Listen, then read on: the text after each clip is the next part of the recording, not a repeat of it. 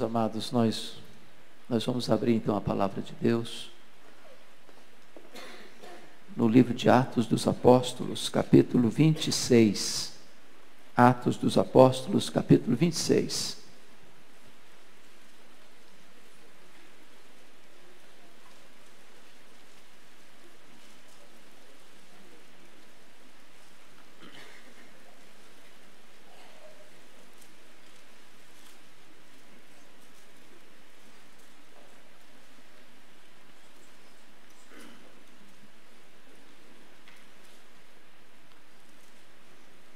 Nós vamos ler até o versículo 29.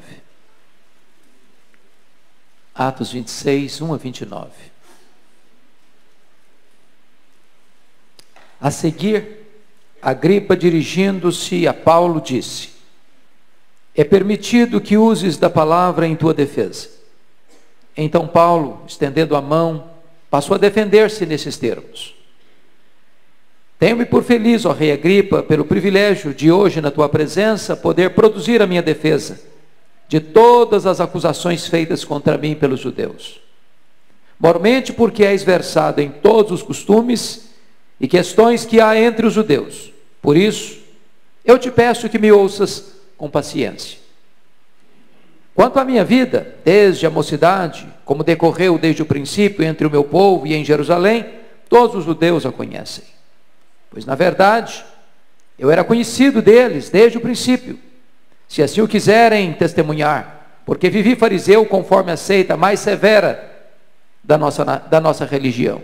E agora estou sendo julgado por causa da esperança da promessa que por Deus foi feita a nossos pais, a qual as nossas 12 tribos, servindo a Deus fervorosamente de dia e de noite, almejam alcançar. É no tocante a essa esperança, ao rei, que eu sou acusado pelos judeus.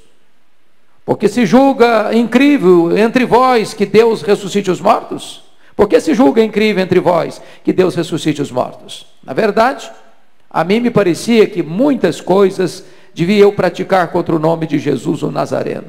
E assim procedi em Jerusalém, havendo eu recebido a autorização dos principais sacerdotes, encerrei muitos dos santos nas prisões, e contra estes dava o meu voto quando os matavam. Muitas vezes os castiguei por todas as sinagogas, obrigando-os até a blasfemar, e demasiadamente enfurecido contra eles, mesmo por cidades estranhas, os perseguia. Com estes intuitos parti para Damasco, levando a autorização dos principais sacerdotes, e por eles comissionado. Ao meio-dia, ó rei, indo eu o caminho fora, vi uma luz do céu, mais resplandecente que o sol, que brilhou ao redor de mim e dos que iam comigo. E caindo todos nós por terra, ouvi uma voz que me falava em língua hebraica: Saulo, Saulo, por que me persegues? Dura coisa te é recalcitrares contra os aguilhões. Então eu perguntei: quem és tu, Senhor? Ao que o Senhor respondeu: eu sou Jesus a quem tu persegues. Mas levanta-te, firma-te sobre os teus pés, porque por isso te apareci, para te constituir ministro e testemunha, tanto das coisas em que me viste, como daquelas pelas quais te aparecerei ainda, livrando-te do povo e dos gentios, para os quais eu te envio, para lhes abrires os olhos e os converteres das trevas para a luz, e da potestade de Satanás para Deus, a fim de que recebam eles remissão de pecados, e herança entre os que são santificados pela fé em mim. Pelo que, ó rei Agripa, não fui desobediente à visão celestial, mas anunciei primeiramente aos de Damasco e em Jerusalém por toda a região da Judeia, e aos gentios que se arrependessem e se convertessem a Deus, praticando obras dignas de arrependimento. Por causa disto, alguns judeus me prenderam, estando eu no templo, e tentaram matar-me. Mas alcançando o socorro de Deus, permaneço até o dia de hoje, dando testemunho, tanto a pequenos como a grandes, nada dizendo, senão que os profetas e Moisés disseram haver de acontecer. Isto é, que o Cristo devia padecer, sendo o primeiro da ressurreição dos mortos, anunciaria a luz ao povo e aos gentios. Dizendo ele essas palavras em sua defesa, Festo o interrompeu em alta voz: estás louco, Paulo? As muitas letras te fazem delirar. Paulo, porém, respondeu: não estou louco, ó excelentíssimo Festo. Pelo contrário, digo palavras de verdade e de bom senso. porque tudo isso é do conhecimento do rei, a quem me dirijo com franqueza, pois estou persuadido de que nenhuma dessas coisas lhe é oculta, porquanto nada se passou em algum lugar escondido. Acreditas, ó rei Agripa, nos profetas? Bem sei que acreditas. Então Agripa se dirigiu a Paulo e disse: por pouco me persuades a me fazer cristão. Paulo respondeu: assim Deus permitisse que por pouco ou por muito, não apenas tu, ó rei, porém todos quantos hoje me ouvem se tornassem tais quais eu sou, exceto estas cadeias. Você pode repetir o verso 28 comigo? Então Agripa se dirigiu a Paulo e disse: por pouco me persuades a me fazer cristão.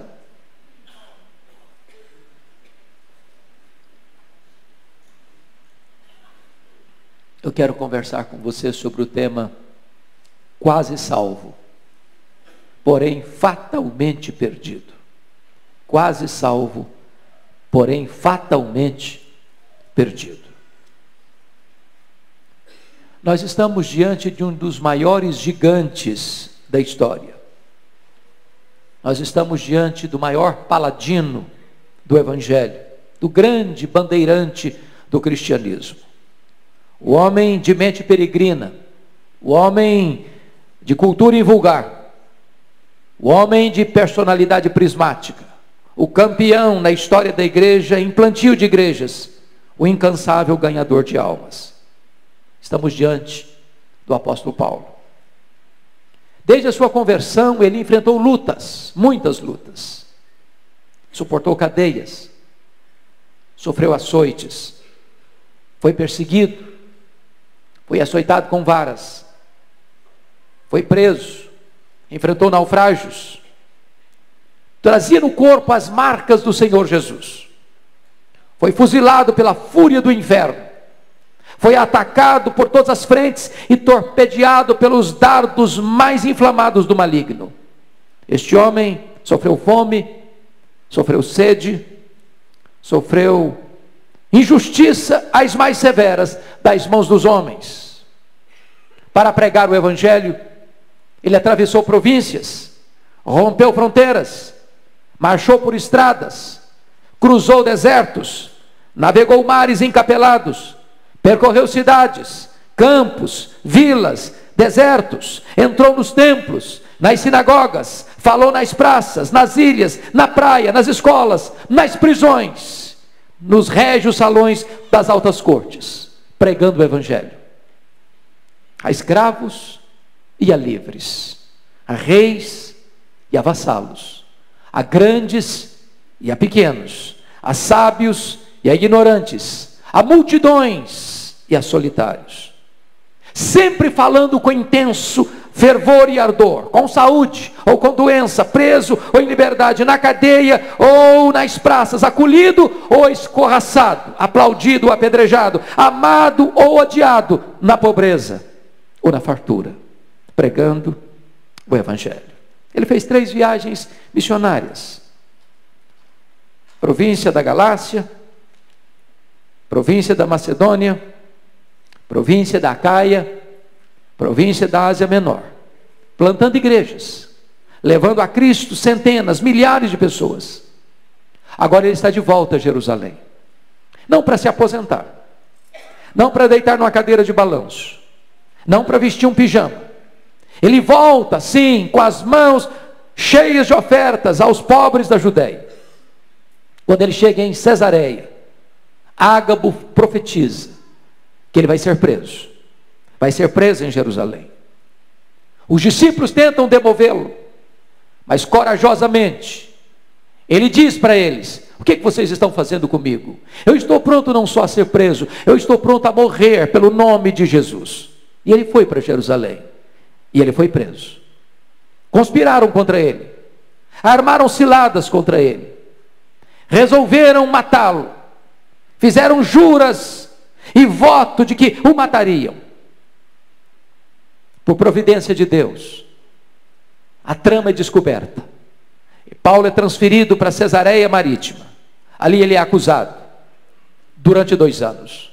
O inferno vomitou contra ele toda a sua fúria. O diabo arregimentou contra ele toda a sua corja.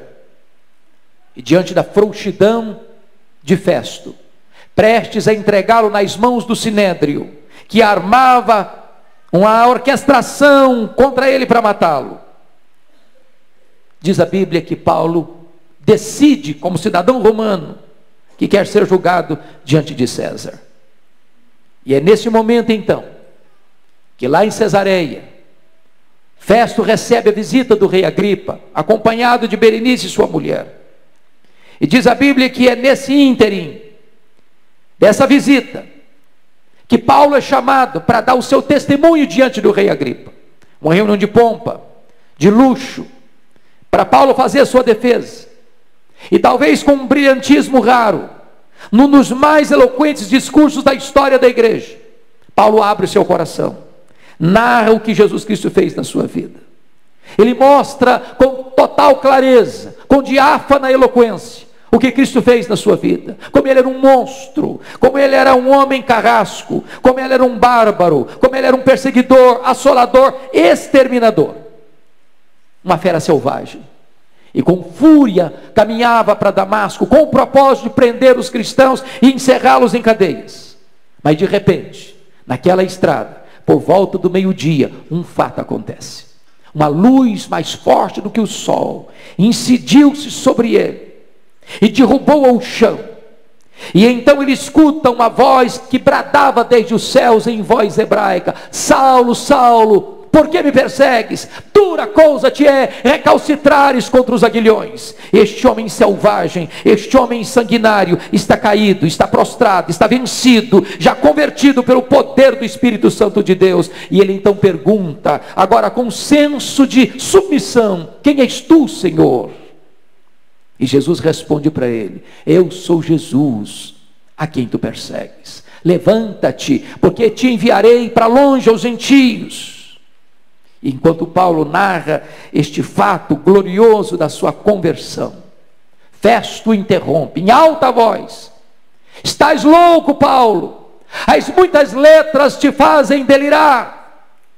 E Paulo responde: eu não estou louco, excelentíssimo Festo, ao contrário, falo palavras de verdade e bom senso, porque o que eu estou comentando aqui não passou aí escondido em algum canto, isto é fato notório e testemunhado por todos. E Paulo deixa Festo de lado, dirige-se ao rei Agripa e pergunta para ele, encurralando-o nas cercas da sua consciência: acreditas, ó rei Agripa, nos profetas? Sem que o rei tivesse fôlego para pensar, ele diz: bem sei que acreditas. Bem sei que acreditas. Então o rei Agripa, tentando tergiversar, tentando buscar um atalho da conveniência, tentando não levar a sério esta verdade que o confrontava, tentando driblar a sua própria consciência, responde para Paulo: por pouco me persuades a fazer um cristão. Por pouco me persuades a me tornar um cristão. E aqui está o grande perigo. Pouco, quase.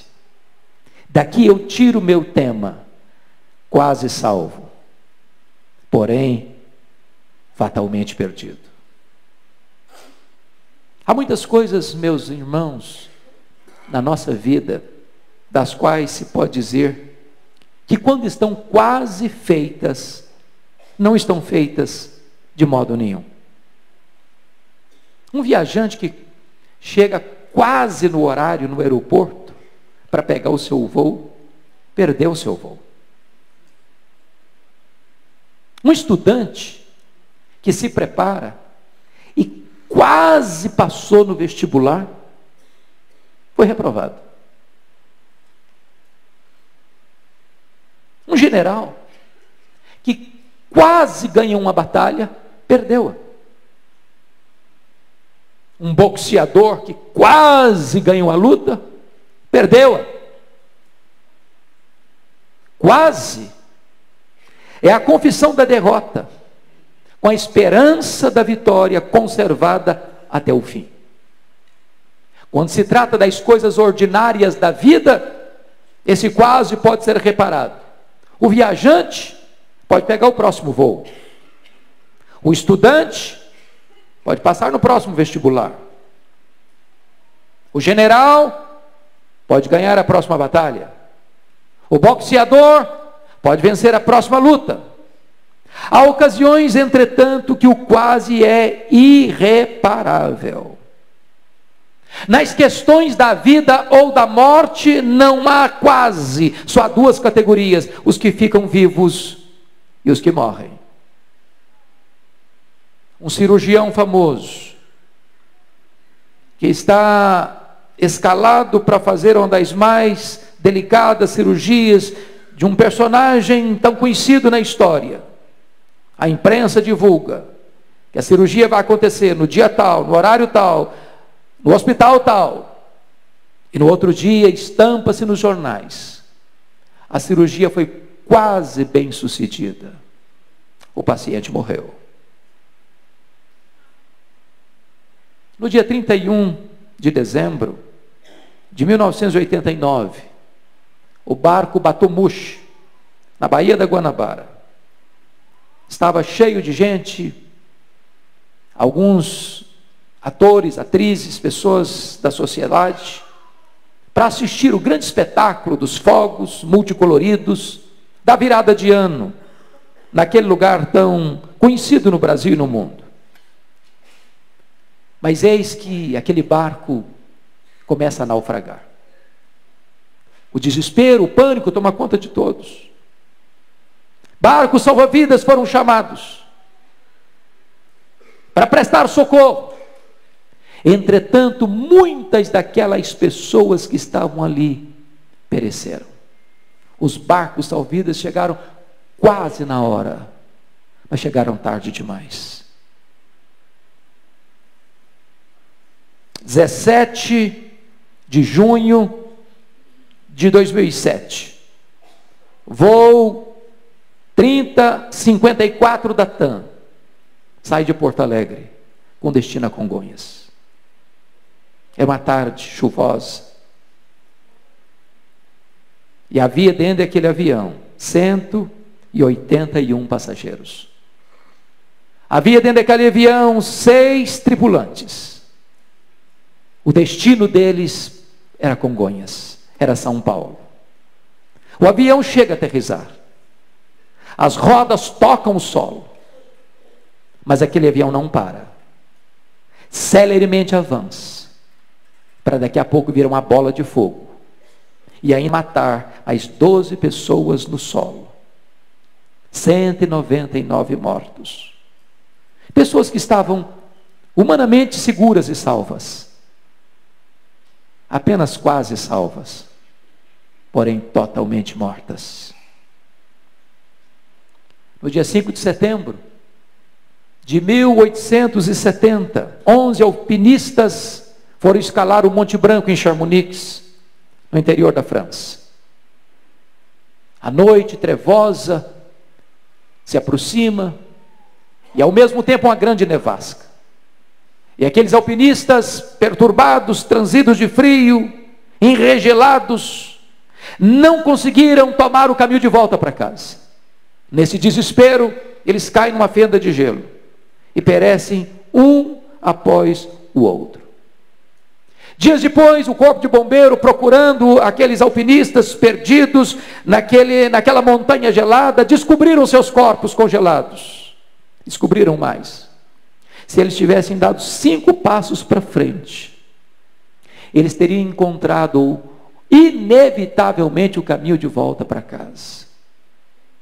Tão perto da vida e morrerem, tão perto da salvação e perecerem, quase salvos, porém fatalmente perdidos.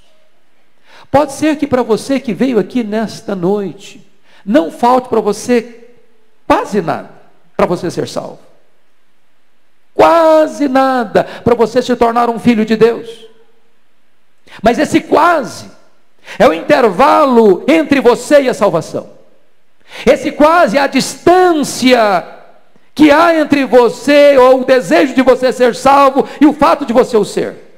Esse quase é a ponte que você precisa atravessar para que você seja salvo e atingir a segurança da vida eterna.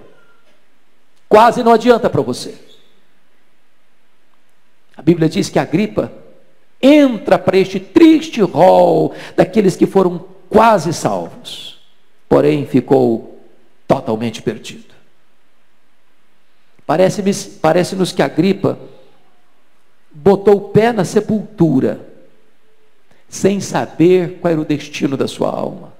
Chegou na porta do céu, mas foi lançado ali para o abismo do inferno. Sabem por quê? Porque ele ficou no quase. Ele deixou para amanhã a mais importante decisão da sua vida. Quero dizer para você nesta noite que este é o erro fatal. Este é o erro fatal. É uma armadilha do inferno para a sua alma. É um pecado para o qual não tem perdão. É resistir o Espírito Santo até o fim. É continuar dizendo para Deus, com todas as evidências, quase, por pouco. Por pouco. E eu estou convencido desse fato. É muito provável que dentro desse auditório, nenhuma pessoa que entrou aqui tenha dúvidas de que a salvação somente em Jesus. Eu acredito que nenhuma pessoa que entrou aqui hoje duvide disso, descreia disso. A pergunta é: você ficará apenas nessa informação? Você se contentará apenas em conhecer essas verdades? Você pensa que este alicerce é suficientemente seguro para manter você de pé diante do tribunal de Deus? Agripa ficou no quase. E aqui está o seu maior risco e maior perigo. Conta-se, e é uma lenda obviamente, que houve uma assembleia no inferno. Uma assembleia no inferno. Os demônios estavam muito apavorados, porque pessoas estavam sendo convertidas e sendo tiradas da potestade de Satanás para Deus, do império das trevas para o reino da luz.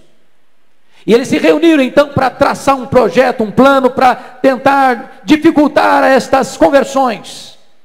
E então muitas propostas foram levantadas naquela assembleia. Levantou-se o senhor e disse o seguinte: vamos dizer para as pessoas que a Bíblia não é verdade. Quando um pregador se levantar para pregar a Bíblia, vamos dizer que esse livro tem erros, que tem contradições, que papel aceita tudo, que a Bíblia não é a palavra de Deus, e então essas pessoas não terão autoridade para pregar. Levantou-se outro mais experiente e disse: não, essa tese não é funcional, ela não é verdadeira, porque sempre que essa palavra foi pregada e pessoas crerem, elas serão salvas. Levantou outro demônio e disse: então vamos dizer para as pessoas que há outros salvadores, que não é só Jesus que salva, que Maomé salva, que Buda salva, que Allan Kardec salva, que o Papa salva, que Maria salva, que Pedro salva, que há muitos caminhos para Deus. Levantou outros demônios mais experientes: não, essa não vai funcionar, porque quando as pessoas ouvirem que só Jesus é o caminho para Deus, se arrependerem e crerem, elas serão salvas. Levantou-se outro e disse: então vamos dizer que o homem não é pecador, que o homem é bom, que ele merece, que ele faz boas obras, que ele pode ser salvo pelo seu sacrifício, pela sua obra, pela sua religiosidade, pelos seus predicados morais. Levantou-se outro demônio e disse: não, essa também não vai funcionar, porque o homem sabe que é pecador, ele tem experiência que é pecador, e no momento que ele se arrepender dos seus pecados e correr para os braços de Jesus, ele será salvo. Muitas outras propostas foram levantadas, até que levantou-se o maioral dos demônios e disse: eu tenho uma solução. Vamos dizer para os homens que a Bíblia é a verdade. Vamos dizer para os homens que só Jesus Cristo salva. Vamos dizer para os homens que o homem é pecador e ele precisa se arrepender. Vamos dizer só mais uma coisinha para eles. Agora não. É cedo demais. Agora não. Deixa para depois. Deixa para mais tarde. Deixa para outra ocasião. Adia essa decisão. Vamos deixar os homens quase salvos, porém fatalmente perdidos. Deixa eu dizer para você: deixar para depois é uma emboscada para a sua alma, é uma armadilha para a sua vida. Deixar para depois é você entrar nesse alçapão do inferno. Jesus Cristo deixou extremamente claro: quem não é por mim é contra mim. Portanto, note isso: você hoje não pode ficar numa posição de neutralidade diante de Jesus, até porque não existe essa posição de neutralidade. Aliás, é imperativo dizer para você: você é escravo da sua liberdade. Você é escravo da sua liberdade. Você que entrou aqui hoje não pode deixar de tomar uma decisão. Sabe por quê? Porque você é escravo da sua liberdade.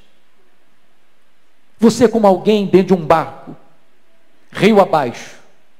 Lá na frente tem um grande abismo. Você pode tomar algumas decisões. Você pode tomar a decisão de pular do barco. Você pode tomar a decisão de remar para a margem. Você pode tomar a decisão de achar que o abismo não existe. Você pode fazer de conta que não há perigo à frente. Só uma coisa você não pode fazer: é deixar tomar uma decisão. Mas você pode argumentar: mas eu não quero decidir nada, eu estou indeciso. Pois se você está indeciso, eu quero dizer que isso já é uma decisão, porque a indecisão é a decisão de não decidir. E quem decide não decidir, decide não a favor de Cristo, mas contra Cristo, porque ele diz: quem comigo não ajunta espalha, quem não é por mim é contra mim. Deixa eu dizer uma coisa para você: aqueles que nunca pensaram no céu vão se lembrar dele no primeiro minuto de inferno. Eu repito: aqueles que nunca pensaram no céu vão se lembrar dele no primeiro minuto de inferno. Mas já será tarde demais. A Bíblia fala de um homem muito rico, que vivia em banquetes, regalando-se com suas vestes, com seus convivas, com seus banquetes. E à sua porta havia um homem chamado Lázaro, chagado, ferido, faminto. Este homem nunca se importou com o seu próximo. Diz a Bíblia que Lázaro, cujo nome significa aquele que confia em Deus, morreu e foi levado, escoltado pelos anjos ao seio de Abraão. Diz a Bíblia que o rico morreu, foi sepultado, e no inferno, estando em tormentos, lembrou-se: pai Abraão, eu estou atormentado nessas chamas. Peça a Lázaro que molhe a ponta do seu dedo em água e põe aqui na minha língua, para me refrescar a língua, porque estou atormentado nessas chamas. E eu pergunto a você: o que adianta uma gota d'água nas chamas do inferno? Era tarde demais. E a palavra para ele foi esta: há um grande abismo entre nós e vós, de tal maneira que os que estão aqui não podem passar para lá, nem os que estão lá passarem para cá. Hoje, agora, nesta noite, eu posso dizer para você: a porta do céu está aberta para você.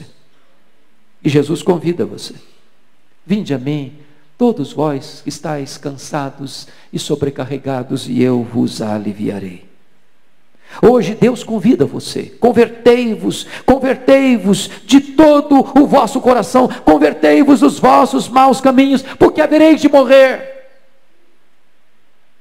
Mas você pode fazer a seguinte pergunta: o que pode me separar deste convite? O que pode me fazer rejeitar esse convite? Que razões me levam a deixar para depois? Que fatores me levam a ficar apenas no quase? Primeiro, tem muita gente que deixa para a última hora, ou fica no quase, por causa do amor do dinheiro. Amor do dinheiro. Tem gente que já vendeu sua alma para o diabo por causa de dinheiro. Tem gente que já negociou os princípios e valores absolutos da sua consciência por causa do lucro fácil, ilícito. Tem muitas pessoas que por causa do dinheiro mentem, roubam, corrompem, oprimem, matam, morrem. Tem muitas pessoas que pensam que se elas tiverem dinheiro, elas estarão seguras, mas o dinheiro, embora bom em si, ele pode dar para você uma boa casa, mas não pode dar para você um lar. Ele pode dar para você uma bonita roupa, mas não pode dar para você saúde. Ele pode dar para você bom alimento, mas não dá para você apetite. Ele pode dar para você um rico funeral, mas não dá para você a vida eterna. Foi Jesus Cristo quem disse a um homem que disse para a sua alma: agora, ó minha alma, come, bebe, regala-te por longos anos. E Jesus Cristo disse: louco, o que tens preparado para quem será? Esta noite te pedirão a tua alma. O que está afastando você de tomar essa decisão? Segundo lugar, amor ao mundo. Oh, irmãos, tem tantas pessoas que estão flertando com o mundo, apaixonadas pelo mundo, pelo glamour do mundo, pelos prazeres do mundo, pelos prazeres da vida. Elas acham que se crerem em Jesus, se entregarem sua vida para Jesus, a vida vai ser massacrante, a vida vai ser enjoada, a vida vai ser árida, a vida vai ser sem graça, a vida não vai ter prazer, e elas pensam que o prazer está no pecado, que o prazer está nos banquetes do mundo, e elas então oferecem o coração delas para satisfazer-se nesses banquetes, mas rejeitam o banquete da graça de Deus.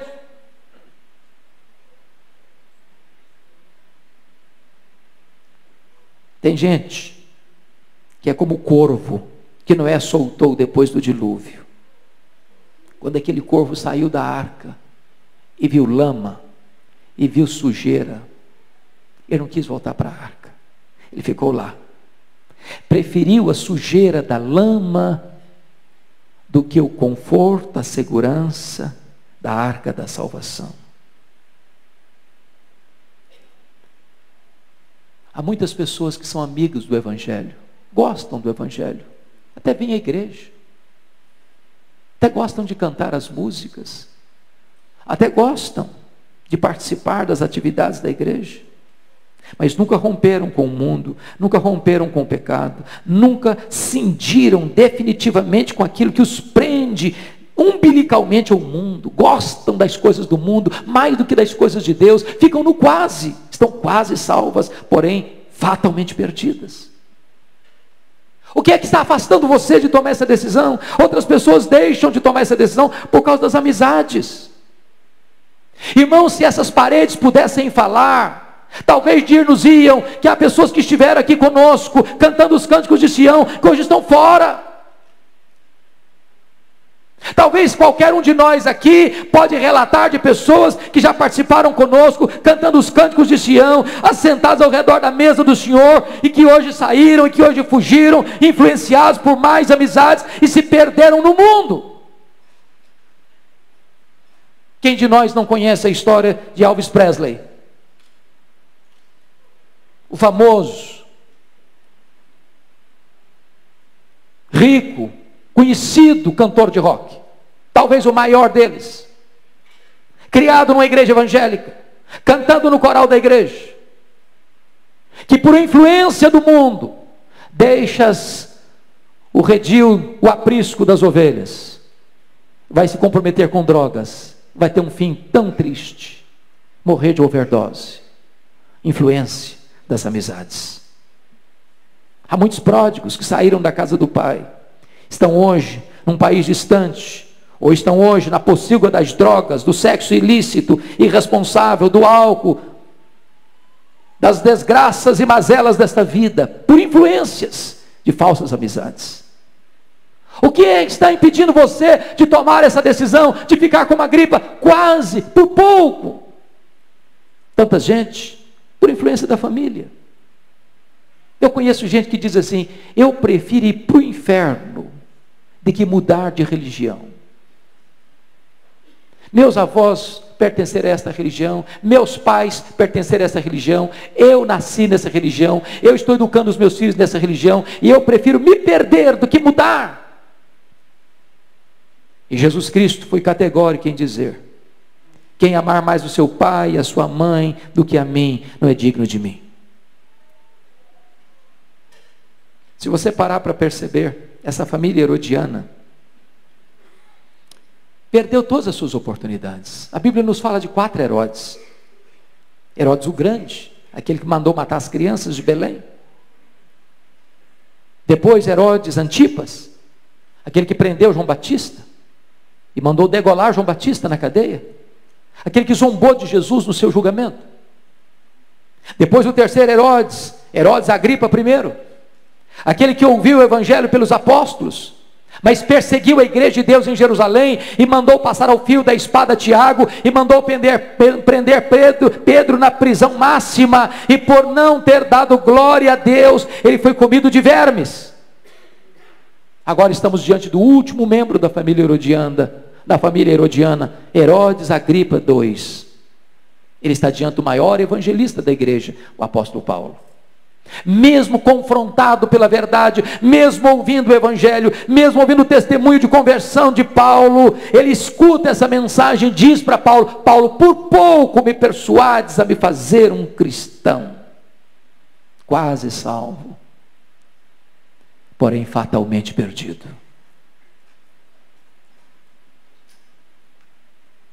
Eu quero dizer para você nesta noite que hoje é o dia da sua salvação. Hoje Jesus está aqui.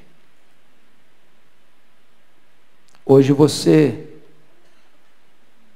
está diante de uma decisão inevitável, urgente. Talvez como aqueles 2 ladrões que estavam crucificados diante de Jesus. Ambos devedores, ambos perdidos, ambos condenados. Você e eu não somos melhores do que aqueles homens. Somos pecadores, carecemos da graça de Deus. Um deles aproveitou sua última oportunidade, temeu a Deus, reconheceu o seu pecado e, arrependido, buscou a Jesus e foi salvo. O outro rejeitou sua última oportunidade na última hora, estava perto de Cristo, mas pereceu. Orou, mas perdeu-se, quis ser salvo do seu jeito e foi para o inferno. E você? O que você vai fazer? Que decisão você vai tomar? Ficar no quase? Eu quero terminar contando para você uma história que me marcou muito, de um homem que foi contratado para cuidar de uma ponte. Sua única função era cuidar daquela ponte, porque era estratégica, num lugar perigoso, onde passava todos os dias o trem lotado de passageiros, de manhã e à tarde. Um certo dia, aquele homem descuidadamente deixou o seu posto de trabalho e foi jogar baralho com seus amigos. E, envolvido no jogo, não percebeu que se formava uma grande tempestade no horizonte. Descuidado da sua atividade, da sua responsabilidade, continuou no jogo enquanto caía uma chuva torrencial. As enxurradas desciam das encostas, engrossavam as águas dos córregos que desaguavam no rio. Por sobre ele estava aquela ponte. E a enchente foi se avolumando, o rio foi ganhando volume, e de repente as águas violentas, furiosas, arrancaram aquele pontilhão. E o homem intertido no jogo. De repente, sem nenhum aviso de perigo, de tragédia, o trem aponta na curva a toda velocidade. Daqui a pouquinho, um barulho, um acidente, uma catástrofe, ferro retorcido, centenas de pessoas mortas, feridas, ensanguentadas. E aquele homem saiu da jogatina, e ao ver a tragédia, sabendo que ele era o único responsável por aquela tragédia, desesperado, saiu gritando, com lágrimas nos olhos: ah, se eu tivesse ouvido, ah, se eu tivesse ouvido, ah, se eu tivesse ouvido, ah, se eu tivesse ouvido. Era tarde demais, tarde demais, tarde demais. Se você deixar para depois, se você ficar apenas no quase, pode ser que amanhã seja tarde demais para você. Pode ser que amanhã você vai estar perante o tribunal reto e justo de Deus, sem estar com vestes alvas, sem estar lavado no sangue do Cordeiro, sem estar plenamente arrependido, sem estar plenamente perdoado, e você vai chorar e gritar: ah, se eu tivesse ouvido, ah, se eu tivesse ouvido, ah, se eu tivesse ouvido. Mas então será tarde demais, eternamente tarde demais, quase salvo, porém fatalmente perdido. O que você vai fazer com o destino da sua alma? Curva sua fronte, por favor. Vamos orar.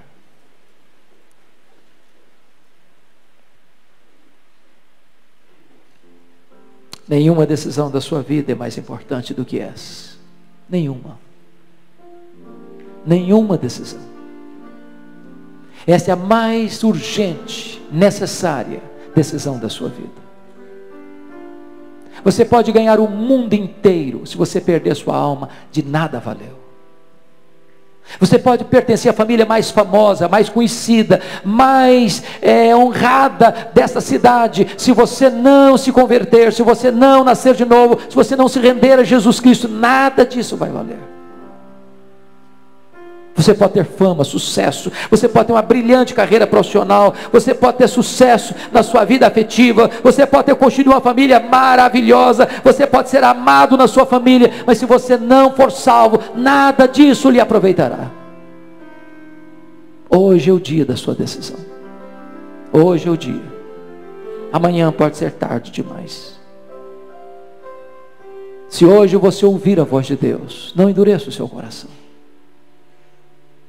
porque o amanhã você não administra. Você não sabe se Deus vai preservar a sua vida, e você não sabe se Deus lhe dará uma outra chance, você não sabe se você terá um novo tempo para você ouvir a voz de Deus. Por isso a Bíblia diz: se hoje você ouvir a voz de Deus, não endureça o seu coração. Eu quero orar por você. Se você deseja tomar essa decisão, é aí no silêncio do seu coração, porque essa é uma decisão pessoal, intransferível. Só você, seu pai, sua mãe, seu marido, sua mulher, seus filhos não podem tomar essa decisão por você. Ela é sua, somente sua. Então nesse momento, fale para Deus, ore comigo assim: ó Deus, eu ouvi nesta noite a tua palavra, e eu reconheço que eu sou um pecador, e eu reconheço que só há salvação em Jesus Cristo. E eu reconheço que hoje é o dia da salvação. Eu não quero ficar como a Agripa, dizendo quase. Hoje, Senhor, hoje eu quero tomar a minha decisão. Por amor do teu nome, muda a minha vida. Dá-me um novo coração. Dá-me o arrependimento verdadeiro, genuíno. Dá-me a fé salvadora. Muda a minha vida, transforma o meu coração, liberta-me dos meus pecados. Hoje, meu Deus, eu quero te pertencer, ser o teu filho, ser tua ovelha, fazer parte da tua família, ter o meu nome no livro da vida e ter em mim o selo do Espírito Santo. Eu quero fazer parte da tua igreja, eu quero estar na tua presença para reinar contigo para sempre e sempre e sempre. Ajuda-me, Senhor. Eis-me aqui, recebe-me, transforma-me, liberta-me, perdoa-me, salva-me, em nome de Jesus, em nome de Jesus, amém. Enquanto a igreja está orando em seu favor, eu gostaria de saber se alguém fez esta oração comigo com sinceridade, que levantasse uma das suas mãos. Eu quero dar graças a Deus pela sua vida. Alguém na galeria?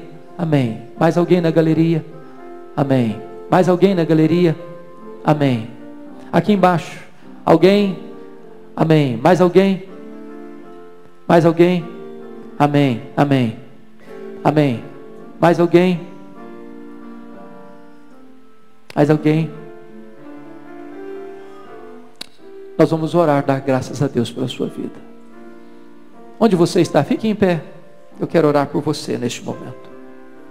Pode ficar em pé onde você está. Eu vou orar por você neste momento.